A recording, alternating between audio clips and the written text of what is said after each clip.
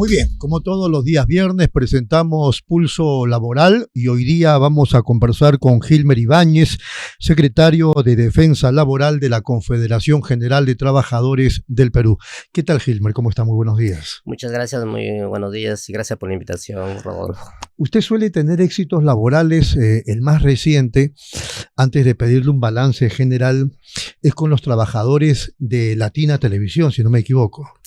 Sí, en realidad no solamente es Latina Televisión o América Televisión también que hubo al principio de la formación de sindicatos, despidos, sino que en distintas empresas es quizá como regla general la conducta de las empresas cuando se forman recientemente sindicatos. Es por eso, cuando crean sindicatos, los persiguen y los inmediatamente al siguiente día o se enteran, inmediatamente lo despiden. Y es una inacción del Ministerio de Trabajo porque hay un procedimiento burocrático que lamentablemente dura 5 o 15 días para darte un registro y mientras de ello, evidentemente las empresas lo despiden sin que supuestamente tenga conocimiento el empleador y evidentemente la Corte Suprema en algunas recientes interpretaciones ha señalado mientras no haya una evidencia no se puede considerar como un despido nulo y tampoco garantiza el derecho a la libertad sindical. El Ministerio de Trabajo no hace su trabajo y tiene que ser después el Poder Judicial el que los haga retornar por el abusivo despido. Por el abusivo despido creo que con los compañeros de Latina todos regresaron a trabajar y actualmente recientemente también tenemos con los trabajadores de Plus Cosmética que también los pidieron a la mitad de todos los trabajadores que se formó el sindicato. ¿Plus Cosmética qué es? Es una empresa de, digamos que hace cremas, es una transnacional también transnacional que opera en el Perú y que se formó un sindicato, inmediatamente lo despidieron, como también a los trabajadores contratistas de Luz del Sur, ¿no? ¿Por qué se actúa con abuso de parte de las empresas cuando se quieren formar sindicatos? Y entiendo que hasta la Constitución, no sé si hasta ahora, digamos que motivaba la necesidad de permitir la sindicalización libre. Claro, desde el marco constitucional está establecido en el artículo 28 de la Constitución, pero también hay tratados internacionales con la OIT que justamente garantizan la tutela efectiva de los derechos colectivos en libertad sindical, negociación colectiva y derecho a la huelga. Pero en realidad en nuestro país hay una conducta netamente antisindical por parte de los empleadores. Que ya es moneda corriente. Que es moneda corriente, a pesar que en las esferas estructurales empresariales, la CONFIEP o la Sociedad Nacional de Industria o ADEX o otras organizaciones empresariales dicen que sí respetan el derecho a la libertad sindical, pero cuando les hacen sindicato inmediatamente lo despiden. A partir de eso, digo yo, no correspondería no solamente, como está ocurriendo y muy bien de parte del Poder Judicial, el retorno de los trabajadores abusivamente despedidos, sino que el ente correspondiente imponga una severísima sanción a quienes hacen eso en contra de lo que dice la Constitución.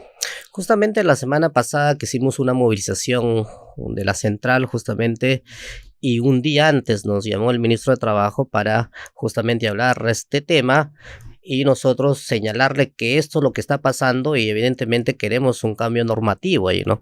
Por ejemplo, lo que planteábamos es que cuando se forma un sindicato, inmediatamente se solicita el registro, tienen que darlo el mismo día o al siguiente día. ¿Por qué están esperando 15 días, 20 días, un mes para darte un registro?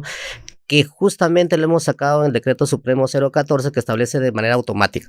Pero en realidad los funcionarios hay algunas observaciones que se tiene que hacer y que se tiene que hacer y mientras eso siempre se infiltra la información y los trabajadores son perjudicados, ¿no? Muy bien, Gilmer. Ahora sí, un balance general, global de este 2025 respecto del tema laboral. En el tema laboral, creo que en este año no ha habido políticas por parte del ministro, por parte del Estado, que pueda... Hemos tenido varios ministros de trabajo. Hemos tenido varios ministros, el último que ha durado mucho ha sido el señor Maurate. Se ha habido algunas reuniones con la central, pero prácticamente no ha promovido cómo bajamos la tasa de informalidad en nuestro país, que está a un 70%. Pasaba a la mano, eso sí, ¿no? O sea, pasaba a la mano. Recientemente estuve en Colombia y en Colombia está un 50% de informalidad. Es decir, en América Latina creo que el Perú es el que más informales tiene en el tema de laboral. ¿Y el actual cómo lo ve al actual? El actual tampoco está haciendo pasar más está en el tema de empleo que en el tema de trabajo. O sea, la promoción de buscar empleo, que hay presupuesto, evidentemente, y creo que hace más política que técnicamente trabajar en eso, y no hay una voluntad por parte del gobierno de decir, vamos a bajar la informalidad y que haga más trabajo digno, más trabajo formal con todos sus derechos laborales. Ahora, por otro lado, se tiene que ver un tema de planificación de una política industrial, que tampoco existe en nuestro país. Entonces, una política industrial evidentemente descentralizada, no solamente que se concentre en Lima, o en Ica, o en Piura, o en La Libertad, sino que en todas las regiones del país haya industria. No hay esa planificación por parte del Estado. Entonces, eso nos permitiría justamente tener más empleo digno, que los trabajadores también tengan con todos sus derechos. Entonces, no ha habido esos dos temas. Uno es bajar la informalidad y segundo, promover una política industrial en el país para que pueda haber más empleo justo para los trabajadores. Ahora, en el marco normativo no se ha hecho nada prácticamente. Más bien lo que se ha estado defendiendo justamente dos decretos supremos que se sacó en la época de Castillo y que evidentemente varios sectores empresariales presentaron acciones de amparo, acciones populares para tumbarse esos decretos, que es justamente limitar el derecho abusivo de las esclavizantes llamadas servicio o terciación laboral, pero por otro lado fortalecer el movimiento sindical con el 014, pero que el Poder Judicial está dando la razón a medias, pero ahí estamos nosotros luchando para que evidentemente en la próxima legislatura tendría que haberse elaborado un código de trabajo, una ley general de trabajo que permita justamente la articulación de todo el marco normativo en una sola ley, como hay en la mayoría de países. Yo he viajado a varias partes del mundo y evidentemente en todos los países hay un código de trabajo, hay una ley general de trabajo, y en el Perú está dispersa. Hay un montón de normas para el sector privado y hay un montón de normas para el sector público. Entonces no hay una articulación de todo que se tiene que hacer, ¿no? Específicamente, quería tocar un tema, usted ya lo mencionó de algún modo, así muy rápidamente, el asunto de las agroexportadoras. No les va bien, les va muy bien, pero así, todo tienen su ley Klimper 2, como ya usted sabe, ¿verdad? Pero no me iba a eso, sino al tema de cómo antes y más aún ahora que les va muy bien, usando la palabra que usted acaba de mencionar, tenemos a trabajadores en una situación casi de esclavos y sin ningún beneficio, sin ningún derecho, ¿o es una falsa impresión de mi parte? Hace un año estuve en Santa Lucía, cerca de Tocache, con los compañeros del grupo Las Palmas, que es justamente el grupo Romero, y evidentemente lo que me contaban los compañeros es prácticamente trabajan en una semiesclavitud.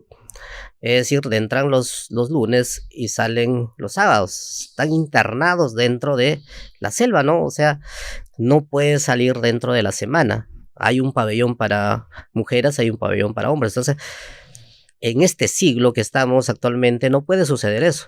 Y eso en la mayoría de estas empresas de exportación o agro, evidentemente vienen haciendo estas prácticas, ¿no? Entonces me parece, y además todavía el Congreso les ha exonerado tributos, ¿no? Sí, o sea, tienen bastantes ganancias y siguen teniendo muchas ganancias estas empresas, ¿no? Bueno, nos quejamos, tenemos ya, digamos, el diagnóstico y todo. ¿Qué se puede hacer? Hay que esperar nomás que, digamos, San Pedro baje el dedo, o de repente elijamos bien, ojalá, el 12 de abril. Por eso lo que se propone ahí justamente es una ley general o un código de trabajo, ¿no? Para que articule justamente los trabajadores aptos por exportadores, el sector privado y el sector público, en un solo marco normativo, porque si no vamos a estar dispersos y no podemos avanzar como país, que tengan los derechos laborales de los trabajadores y que las empresas también ganen, ¿no? Porque tampoco nos oponemos al derecho de la empresa, lo que nos oponemos es el derecho abusivo que hace el empleador, de solamente tener ganancia y no distribuir lo que evidentemente los trabajadores producen, ¿no? Muy bien. Ustedes, lo cual me parece bien, más bien yo toda mi vida, digo, periodística, siempre he considerado que los sindicatos deben tener protagonismo en la política. Ustedes, digo, los dirigentes sindicales van a participar el 12 de abril. Sí, evidentemente ya esta semana hemos lanzado algunas candidaturas por parte de un acuerdo con el compañero Luis Villanueva, justamente va para como vicepresidente de la República en la plancha de Ahora Nación, y evidentemente mi persona me han propuesto para ir como senador en Lima Metropolitana, ¿no? Ahora, ¿los dirigentes sindicales solamente han apuntado a Ahora Nación o están también en otros grupos partidarios? Entiendo que están dentro de la izquierda, en otros grupos partidarios. Algunos creo que están en Venceremos, en la agrupación Venceremos, y otros creo que están también en el grupo del Partido de Trabajadores Emprendedores. Lo cual está bien, ¿verdad? Lo cual está bien, creo que hay que, como dirigentes sindicales, somos dirigentes políticos también, porque evidentemente movilizamos, incidimos en algo dentro de la sociedad, ¿no? ¿Usted está apuntando a Senado o diputado? Senador regional, que sería senador por Lima Metropolitana. ¿Con qué número? Con el número 4, y el compañero Villanueva está como senador nacional con el número 3. ¿Qué plantea usted si llegara a ocupar una curul?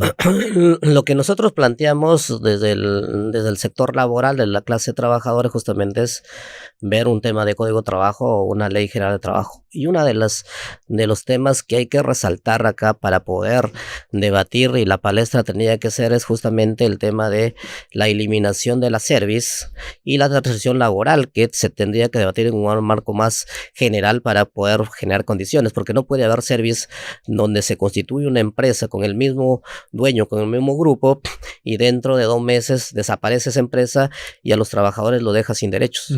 No lo deja ni siquiera con su gratificación, su CTS o liquidación de beneficios sociales que tienen los trabajadores. He visto varios casos que empresas service se han constituido, han desaparecido 1 año y no les han dado ni siquiera sus CTS, gratificaciones, nada. Los han dejado en el aire, y eso no puede suceder en nuestro país, ¿no? ¿Es culpa de estas empresas o de un Estado de un Estado que no garantiza, por ejemplo, los derechos colectivos en una service o tercerización laboral? Aunque en tercerización laboral ya hay sindicatos, pero en una service no existen sindicatos.